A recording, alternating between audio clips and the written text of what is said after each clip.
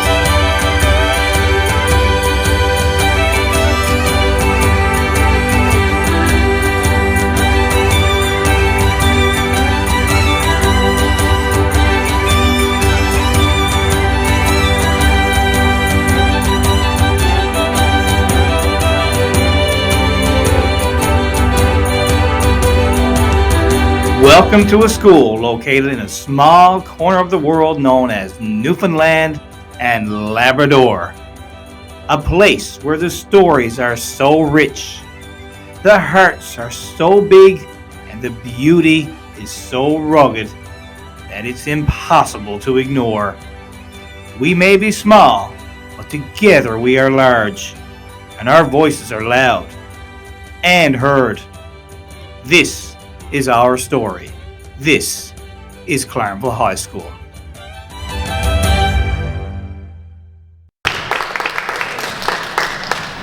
So, we are from Newfoundland, Labrador. Can't tell already. As far east as you can go in Canada, as far east as you can go in North America, actually. You see us here in the little red dot, right in the middle of the Atlantic Ocean. I spent my whole life staring at the Atlantic Ocean. Never seen the Pacific Ocean, so I am really excited to be here. Hopefully get my feet in the Pacific Ocean before I go back home. We're a small school, Clarnville High School, home of the Cougars. Our community has about 6,000 people, that's it. We have some surrounding communities, about 11 different communities that are bused in and come to our school as well. We're a very small, student-centered school engaged in deep learning. And we're very, very proud of the fact that we are student-centered. However, big however, with that statement, isn't there, Mike? So, as Rodney said, we were focused on deep learning, but we struggled. And we had struggled until, I guess, a very pivotal moment. So, and that moment, I think, really changed everything in our school. So I'm going to share a little video here. Before I do, some of you might recognize it. This is from the last Deep Learning Lab in November 2021. This is the kids in the hall, students from around the world. And they've come together to respond. My hero, Dr. Clinton, she did a little presentation about wellness and learning. And the students here were going to respond and have a little discussion about what they had heard. A young lady off the top corner, Mackenzie, she's from Australia, and she made a comment, and Billy had responded. I just want to really take note of what she said. I think something that also stood out to me in the video was when she was talking about how well-being needs to be taught throughout school, right? It can't just be like a program. It needs to be helped in every single class, because that is then going to help us to actually flourish in that class.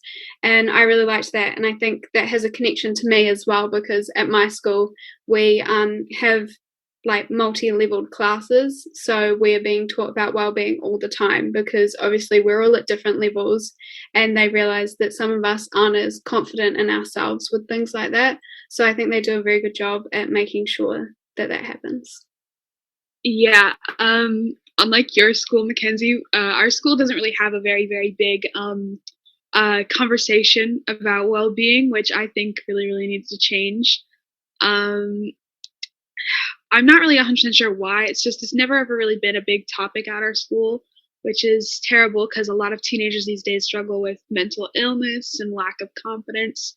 And so I think that it would be a great, great change if we started talking about, well-being and, trying to, gain that, self-esteem that everybody should really have.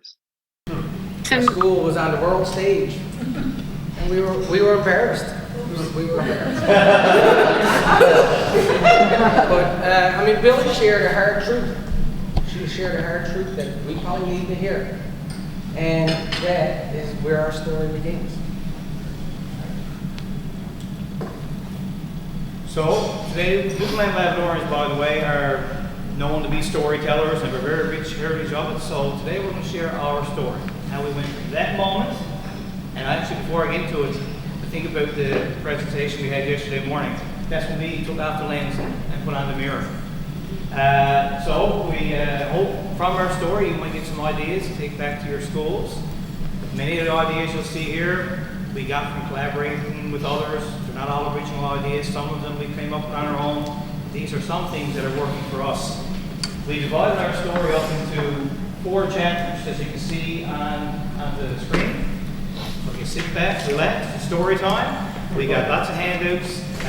If you don't want to take notes, we got QR codes and links with everything on the end. So enjoy, and we'll get our story going with chapter 1. Little piece, I guess, that I kind of thought about the last bit here. Just to go back for a second. So I just thought about yesterday when Dr. G had spoke and talked about looking in the mirror. And that's what our staff did. We had to look in the mirror and we decided that we had to do better. There's also a paper that Michael Fullen had written, and in it he had said something that I thought was really important. In the deep learning model, wellness and learning are essential and inseparable.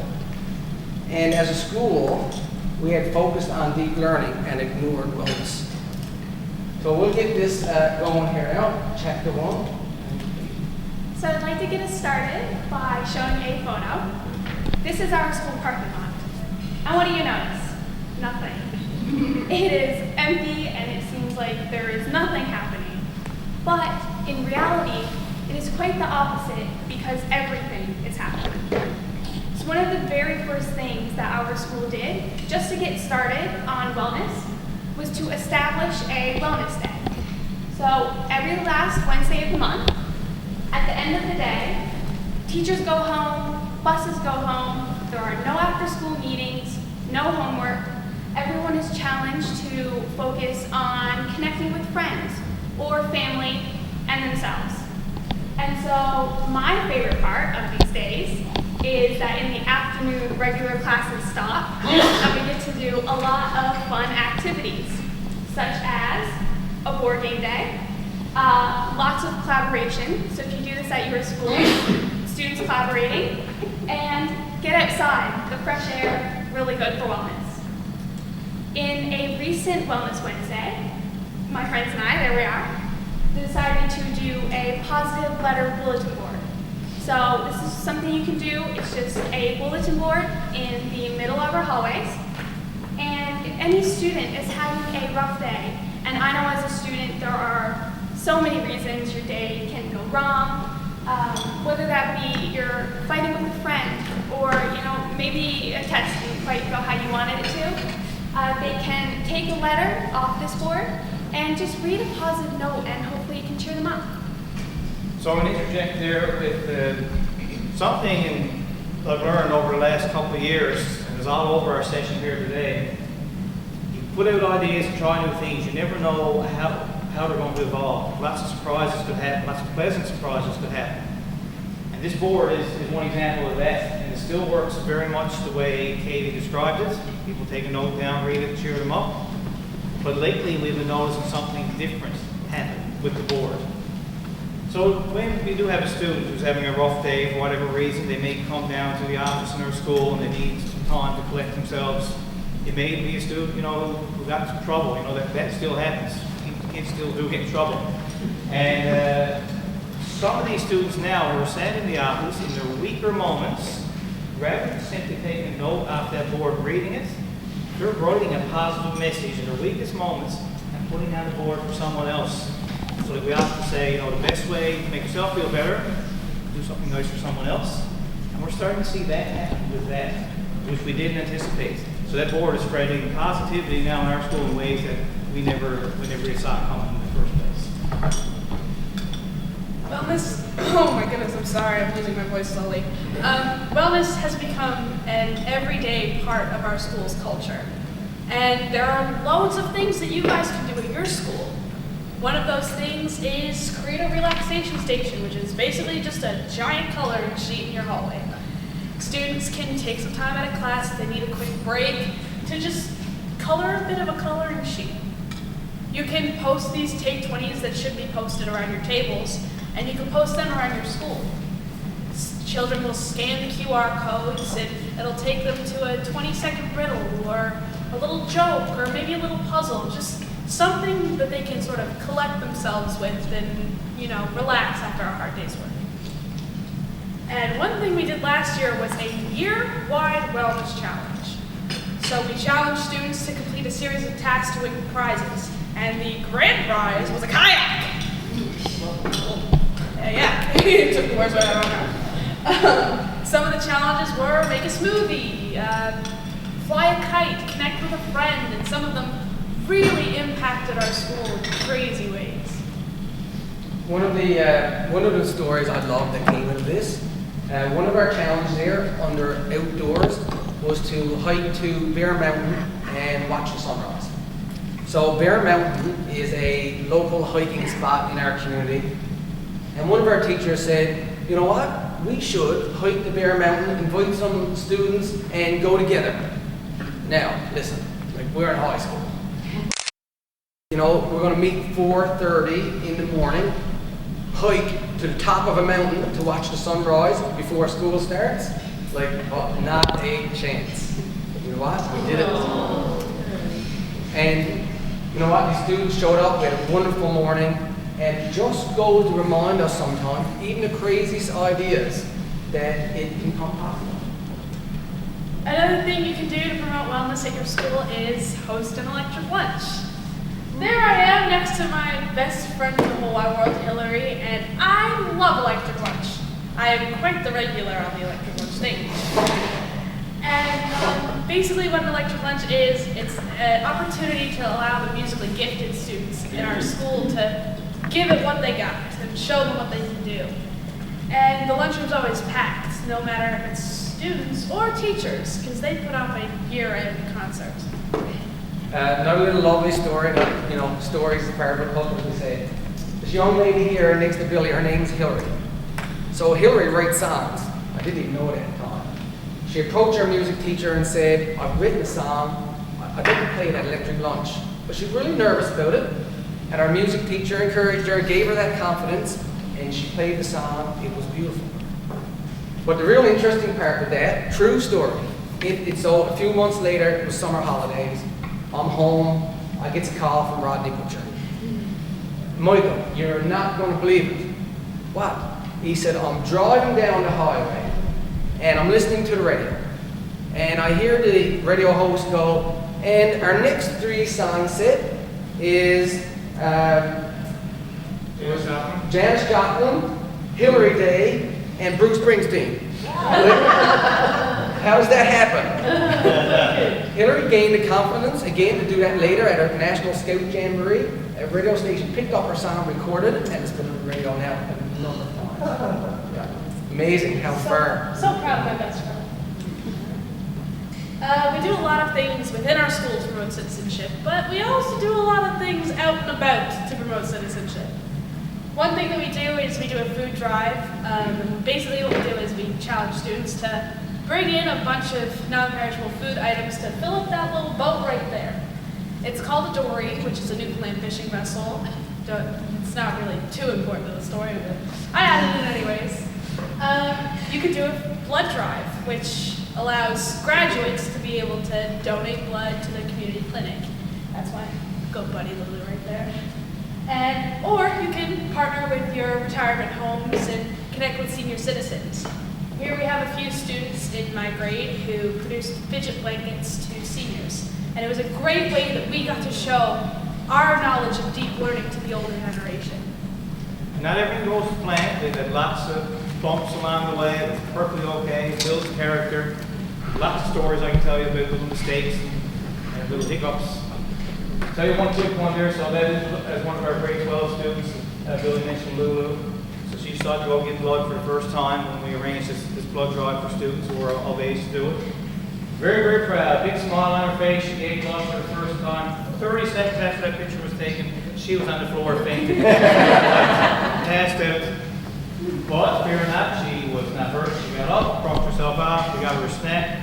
She came back to school that day with that same smile on her face. So proud, even more proud of what she's done because of what happened. And fully committed to giving blood again and again in her life. So very empowering experience for her and everyone involved. And she wanted everybody here to know that the last thing she remembers was that photo painting. So this brings us to chapter 2. Student voice is really big at our school. And our school gives lots of opportunities for students to share their opinions. This is something that you guys can try at your school. This is student voice meetings. So once a month, we take a class out of the day, and it's a random group of students. Anyone who wants to volunteer can come, and we just sit and chat with our school administrators. And we just get to share our opinions, things that we love about the school, but then also things that maybe we don't like, things we want changed.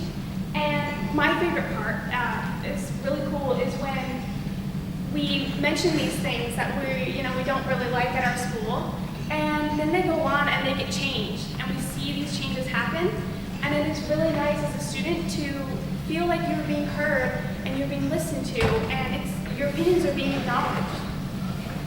A couple things if you decide to do this at your school, and it is a very powerful hour. Two things we learned from it. One is that circle is really important. In a big circle, everyone's equal. Everybody's voice is equally powerful. Another thing about that is, and I get probably for teachers in the room, resist the urge to respond and talk to everything. That's the part that I find the hardest when I'm in these circles, because this is the students' time to share, and let them share their opinions, have their voice, take good notes later on in the staff meeting. Then put it out to staff. Hey, this is what our students are saying, and invite staff to these circles. But resist that urge to talk. That's so hard. It really is. Michael, did you choose these students, or is it? We do it different all the time. It's funny. Sometimes we'll say random. Sometimes we'll just announce student voice meeting period 3 today, and ask homeroom teachers if we might say just grade 10s this time. Anyone. Or sometimes it's random. Yeah, please pick 2 from your homeroom, and homeroom teachers will just do it in the morning and say, anyone have been to a student voice meeting lately? And kids, okay, how about you go this time? And they love it. They love it. It's so powerful. Let me just clarify. So because it sounded like you were sort of sharing, but you're sort of saying the kids are sharing, you're just taking notes and talking later. So you're actually. And I don't have any agenda. We go in. There's usually, the administration and any teacher who's on prep periods or, and we'll just know what do you want to talk about. And that's all you got to say. They'll talk. And sometimes it goes really positive, they talk about all the great stuff. And sometimes it's like, they're talking about all the negative stuff. So that's okay. Every meeting just goes different. I never have an agenda. We don't have an agenda. And lots of times too, though, what's hard is they'll ask questions and you got the answer you feel like, and you want to say, well, this is the reason we don't do that, or we don't do it. But just says, oh yeah, really good point. We're going to write that too. And the next child speaks. I mean, we all work with students. We know sometimes it could go in many ways, the conversation. So have you had that situation where, one of them took the topic and they decided in a direction you don't want to go? Like, what do you do to kind of... No, you know what? I honestly let it go. You just let it go? Yes, and you know what? Sometimes we come to those meetings and we're like, oh. Well, you know what? Dr. G said, look in the mirror. Look in the mirror. And that's when we do it. Why are they feeling like that right now? What can we do to, you know, for it to be different? But no, yeah. And you know what? Honestly, it's 50-50. Some are very positive, and we come to right on. We got this going. And our time comes in, oh. But we let it go. We really let it go. And they're so respectful because we're listening. In addition to student voice meetings, we do something a bit like student voice meetings. So basically, usually 2 times a year, we'll shut down classes for the morning until lunchtime, and students are given the opportunity to chat one-on-one with a teacher. And those students chat, the teacher writes on some of the sheets in front of you, which are the Cougar voice sheets, and then that gets scanned into a big old document and gets shared with all the other teachers. One of the questions on there is, if you had $1 million and had to spend it on your school, what would you purchase? Now, I want you to think about that, and then myself and Katie will come around and answer your little questions. This is one we done recently. We asked, again, if your student gets an appointment time with a teacher for that morning, and the teacher sometimes just checks one-on-one. And the last time we did ask that question. If you had $1 million, what would you do? You had to spend it on school. I remember I asked for horses. Yeah. That was one thing I asked for. So we're just curious. We just take a minute or two of anyone. What would you do? And just At your school, raise your hand. $1 million budget for your school. I would build a wellness centre for the kids to drop in and have staff there that could help them out from day to day. We were at the primary school, but we still see a massive need. I really love. I think as a student, like that'd be really great. If anyone's struggling, go and talk to someone who can help. Big bags, games, food, whatever they need, Yeah. and someone there who's qualified who knows. Love that. Yeah. Anybody else? Jungle. Jungle gym? Yeah. I like that. I'm like 17 years old. I still like going. I'd buy a whack ton of musical instruments and online stuff that you could learn how to play whatever you wanted. Yeah, that's one thing I think is like really important because we do have a lot of musically gifted students, and it really boosts creativity, which is, as we all know, one of the 6 competencies. And I definitely do. And as a musician myself, I think that it really helps not only with my creativity but my communication skills. Because sometimes music helps express the words that you can't really just say. So we'd like to mention how that might make you feel, as a student being asked that question, because very often these decisions are made from above and all that. And now they were like, some are really taken back that they want to know what I would do with the money for school. Because I think hopefully it was very empowering as well. We don't have $1 million. No, we don't. So another activity we've done, this was just recently, maybe a couple months ago. We had a day at some time just as teachers. This was a professional development day, students working in the building. We started today with this activity. So we wrote every student's name in the entire school, all 320 of them, on a sticky note and put them on the wall like that. Then we asked teachers to go up and done this like a few rounds, go up and take down 4 or 5 or 6 names that you have a connection with, or they feel they got a connection with you and they could go to you. And we did this just 2 or 3 times, and the goal of this activity was when we're done, whose names are left on the wall, who are they, why is no one connecting with them, and what can we do with them? Well, we were shocked. I said we were shocked. We were pleasantly surprised. After only a few minutes, there was not one name left on that wall in our school. And we were so proud. You think back to that video that Her Truth Billy shared with us a couple years ago. That was a great validation to us that we were moving in the right direction, for sure. Keeping student voices in a little room and a project very near and dear to my heart. We created. Oh, You got a question? Oh, I'm sorry. Yeah, Go no, ahead. I just wonder if you've ever thought of doing it the other way around. That would be very interesting. Yeah. But it would be a lot more difficult because we only have 23 teachers and Yeah, like that's 300. Yeah. It would be very interesting. Yeah, I have to consider that, but I think it's a good idea. Very down. Yeah, that's very good. Yeah. Yeah, to that as well, because at our school we do a perspective survey every 2 years where we survey students, staff and parents, and how the staff saw their connection with the students was quite a gap to how the students saw their connection with the staff. So we did find that to be quite a difference. But I love how you do that. But I do think it would be good to be interested to see how they saw that connection. One thing that did bring through, though, connected to that on those meetings we had, just one-on-one students, when we asked them, what they liked about school the most, they did come back, they did talk about the relationship with teachers. And they felt like there was no one in our school that they couldn't approach. And so I think we're moving in the right direction, but it still will be very interesting to do it the way around. Another project, I guess, we had a small empty room and we converted it into a very cheap recording studio. For a budget of probably around $300, we put some soundproofing foam pads, cheap ones on the wall, and a couple microphones. And students go in there and they record music, they record maybe some presentations, so if they want to hear themselves back. But the proudest thing there, I guess, from me personally, is we run a podcast, which we didn't have 2 years ago. We started a little podcast. First episode was myself, Billy, Lulu, again the girl that fainted when she had the blood drive, and another teacher was on our staff at the time.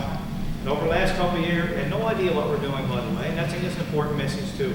I had no idea how to record this or put it online. We just did it one day after school and figured it out. And it wasn't very good, I'll be honest. Right? And it's evolved over the last couple of years. It's found a listening audience for a little small school. It's stopped in the community. It's a virtual podcast. Really? You must be someone's mom or dad or something is on it. No, we've heard from other schools, and we've heard it, and it's a great place that students come on. We've had a number of students on talking about issues that are relevant to them. That's connected to school. Talking about issues that are relevant to them that are Podcast. Yep. Not Spotify. Yep.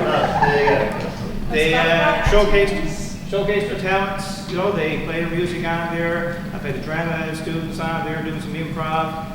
And even recently, got a call from a journalist from CBC, our local media, and said, "Hey, I was listening to your podcast." My first reaction was, "Really? Did you have the wrong number?" And he said, "No, that's really good." And they actually want to come to our school, and they did a full feature on our podcast, put on the news and all that. And it's very empowering, I think, again, for students, because we're not only it's not within the walls of the classroom, it's very authentic. We're putting this out in the real world. We're talking about issues that are important to them, and we're showcasing their talents. It's been a really, really cool project. Billy's graduating, we'll have her with me next year, but I've got lots of students. Can't wait to get on it. Just an example of the power again of student voice. Well, I got just a super example story to share. Something happened in our school just 3 weeks ago. Our social studies classes decided they would write letters to our local politicians. And they just wrote letters, inquired about political policy, world events. Kind of, I guess, just thought, hey, maybe would a local MP show up, maybe, or be interested. Those letters from those two classes made it right to our country's capital in Ottawa, right to the Prime Minister's desk, Prime Minister Trudeau. And before we knew it, there's a phone call that comes from school. Prime Minister Trudeau wanted to meet with your students. And you know what? He showed up. Prime Minister Trudeau 3 weeks ago came to our school. He spent nearly 2 hours having an open hall conversation with our students. And randomly, students just asked questions and he responded. That's cool in itself, but now listen to this question. So, and none of these questions were prompted, and we were just blew away. Just listen to this question. I think you'll like it. Clarenville High School is really advanced in its application of deep learning initiatives. How are we seeing those deep learning initiatives being applied all over Canada? And approximately when will we be seeing that become the standard instead of the more so old school of sitting down, listening, and doing a test? I'm suddenly thinking back, 25 years to when I was doing my B.Ed, and all the different pedagogical approaches people are taking. I think for me, the world is changing, and so must education. Listen to that, Bill. The world is changing, and so must education. That's right from our country's leader. So you know what? We got one on board, for sure. We're going to keep it going and like just spread it right across the world. Joe Biden's next. We do a lot of things to celebrate diversity and equity at our school as well. As you can see, I'm holding probably a strange flag to a lot of you in here. Well, I'm First Nations Canadian, and that's the flag of my people. And it's been passed down from generation to generation throughout my family, and I get the privilege to fly that flag when I'm in school. And we get to fly different flags every week, every few weeks I should say. This is us flying a flag in support of anti-bullying, and this is another one that recognizes the LGBTQ+. We do a lot of other things other than just flying flags, like we've started doing Truth and Reconciliation presentations, Pink Shirt Days, Live Different presentations, and so much more. And it's also important that we give students equal opportunity. We run a very well-used breakfast program, free to all students to use. And we also have a community cupboard, which is stocked by students for students to use at any given time of day. It has food in case a student forgot their lunch. It has articles of clothing like hats and mitts, since we come from such a cold place. And we also have sanitary products just in case if they don't have any. And it's just important that we let students have the opportunities to help other students within the school. This is actually really quickly something that came out of one of those student voice meetings. During the meeting, one of our students said, you know what, we should do a community cupboard. And I was like, wow. And you know what though, the next day we had that stopped, that sign sent off to the printer, and that child 2 days later could see there's a community cupboard in our hallways, and it gets used.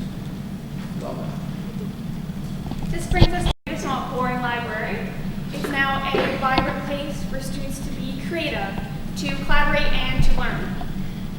So some things maybe you can add to your library at your schools. We have a shelf for students to display projects that they've created. We have a green screen, which is used a lot. We have the 6 C's hung up. You see some of them there. We also have huddle stations and a reading nook. And it's not just our library. It's gone into the rest of our school. So our hallways have piano, places for students to play music. But my favorite area is our cafeteria. So we still have the tables for students to sit and eat. Well, we got all kinds of cool games. We have a shelf of board games, and then we have a foosball table, and an air hockey table, a ping pong table. And it is so much fun and a great place to relax during lunch and recess. And here's just a candid video I'd like to show what it looks like every day.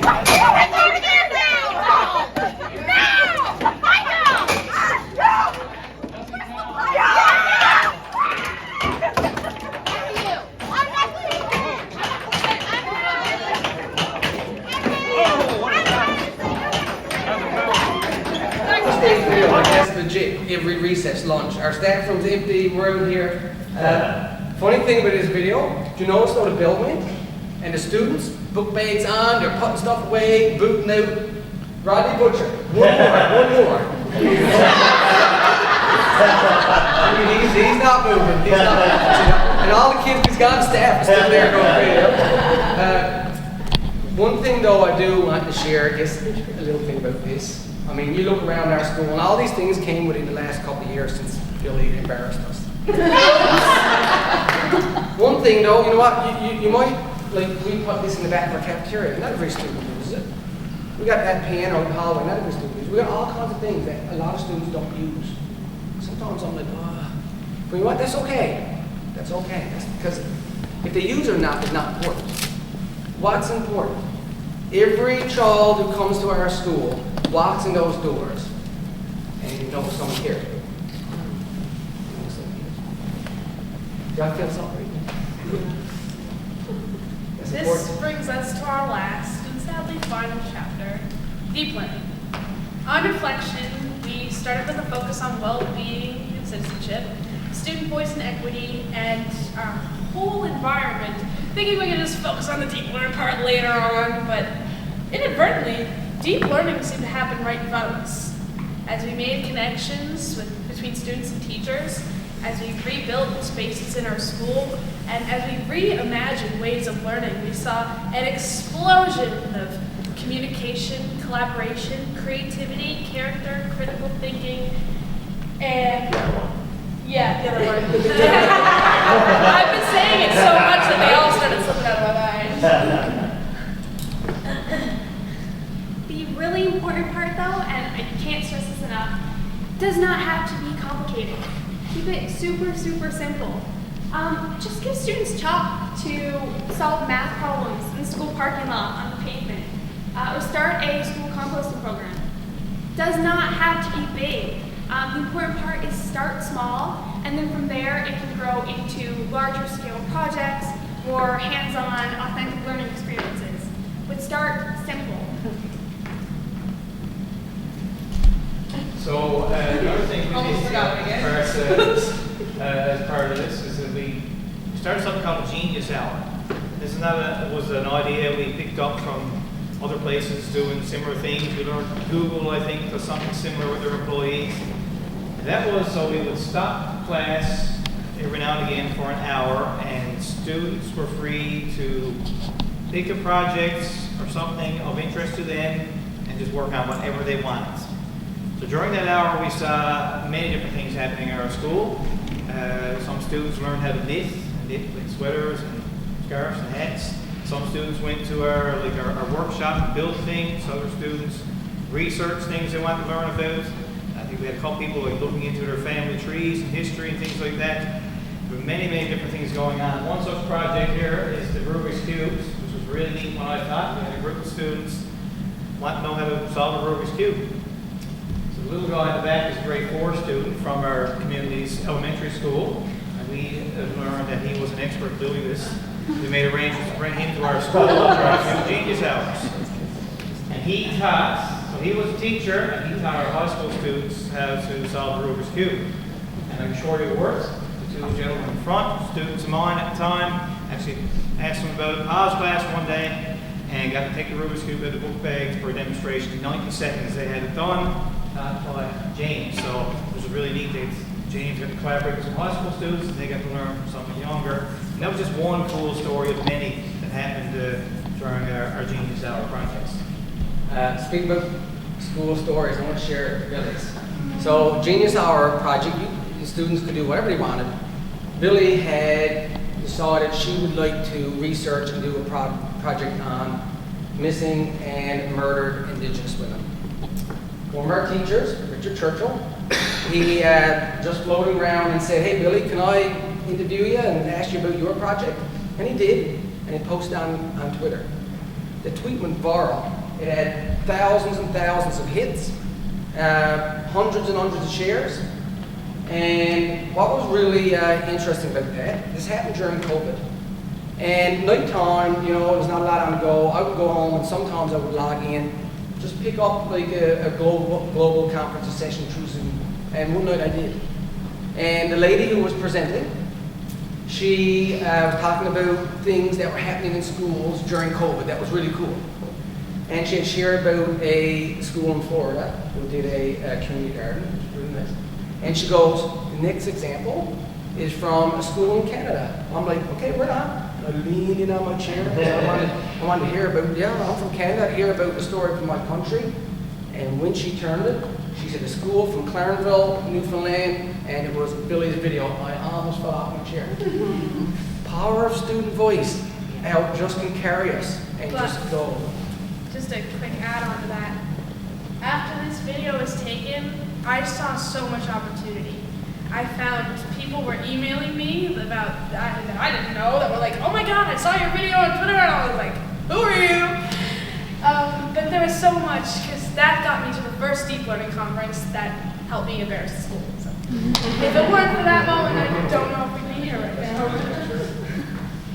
And another thing you can do at your school to enhance deep learning is to get outside. The fresh air is really great, and something we do is every spring we go on a school-wide learning adventure to a local park, and everyone goes on a hike, and there's just lots of teachers set up lots of activities along the way to learn. It's really nice just to stand up sometimes, get out of your desk, and go on a hike. It's really fun. Oh, yeah. So one of our proudest probably deep learning moments happened last year. And I think maybe a lot of you are probably having the same kind of conversations in your schools that we had last year about final exams, exit exams. It's a hot topic. Our province decided last year that no longer would any school in our province have an exit exam or a final exam. Now, I will say, like, our staff, we were nervous. We were like, because we're high school. Kids are going to go, what? Last 2 weeks of school. Stay last, would students even attend now? So we decided we would do something very different. So we were nervous, like Mike said, and we decided to embrace it. We said, well, let's design a week of deep learning activities, and hopefully people will come and participate. We took it a step further. We reached out to Claremont Middle School, which is only next door to our school, so grade 7 to 9. Asked them if they'd be interested in maybe collaborating. Let's pair up some high school classes with some middle school classes, and high school teachers with some middle school teachers. Let's come together and do this. So one such project, we decided that the 2 music teachers got together from both schools, and they took their 2 concert bands and they one large band and collaborated on a piece of music.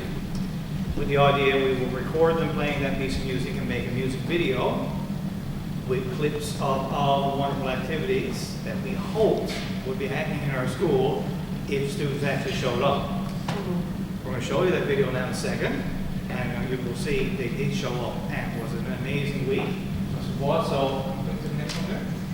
Well, actually, there's a QR code on your table, so if you want to just quickly scan that. While you're watching the video, tell me just type in a word that resonates with you or something you see in that video, and it's on your table too. So I'm going to this video started. Time. For the week of July 13th to July 17th. Claremont High School. Go Cougars! And Claremont School. Go Tigers! Came together and planned a week of deep learning activities, with oftentimes staff and students coming together from both schools to learn. The results were both engaging and meaningful. We started with not 1 band, but 2. Are just a few of the many awesome highlights.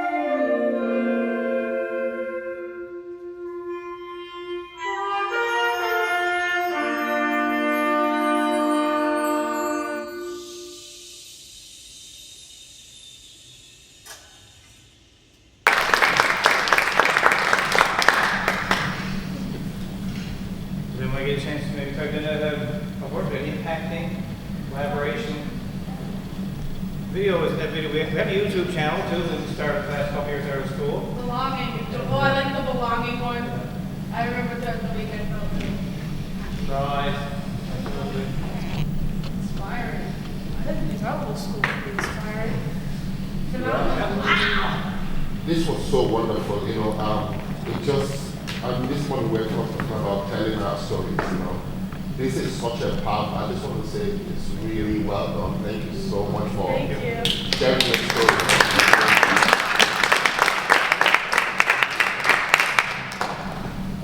So we're almost finished here. I know none of you have seen this quote before. Well, you know, I just bring it just to the last little piece. You know, to change the world, we must reimagine learning. And I think that's why we're all here. There's a beautiful little story that, just to finish off, that wasn't really part of the presentation, but it was very powerful, and we've brought to share this. So this wasn't part of the presentation originally, but when we were getting ready to come here, and we wanted to show everybody back home what we had put together, so we invited all of our staff in, we invited teachers from nearby schools in our community to come in, we invited our families to come and watch too. So that day, my parents actually came to the school and watched the presentation.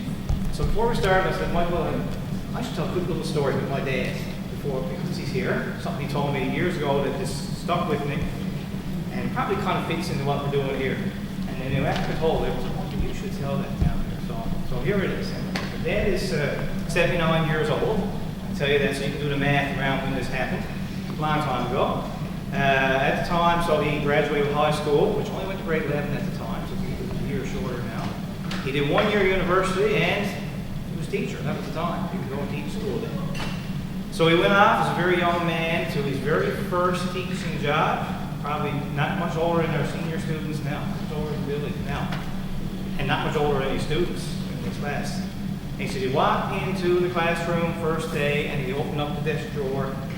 Anyone know what he saw? Yes? Strap. Yep. He saw the strap, right? And I guess most of us know a very accepted form of discipline at the time.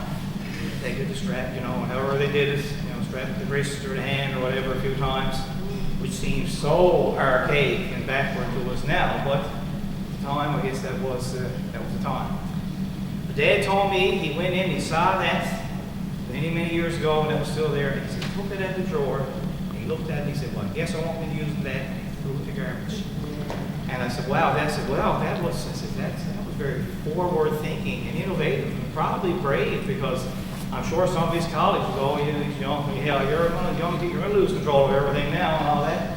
You know, he said, I was not. I never got into this strap kids. He never did. So I said, well, how does that relate to all this? I said, you know, we're at a time, I guess, it changed in education right now, I think. A lot of hot topics, change brings apprehension, brings controversy. You know, we can do things the way we've always done them because that's the way we've always done them.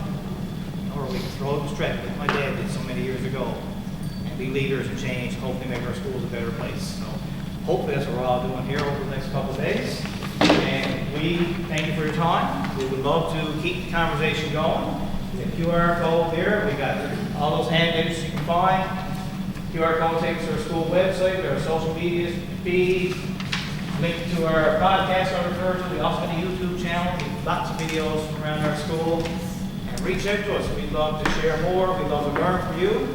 And we'll try anything. If you want to connect with us and do some sort of project from another part of the world, virtually or whatever, if we get $1 million, we'll do it. We'll take on anything. So, on our school website, if you log in and the code is there on that other story.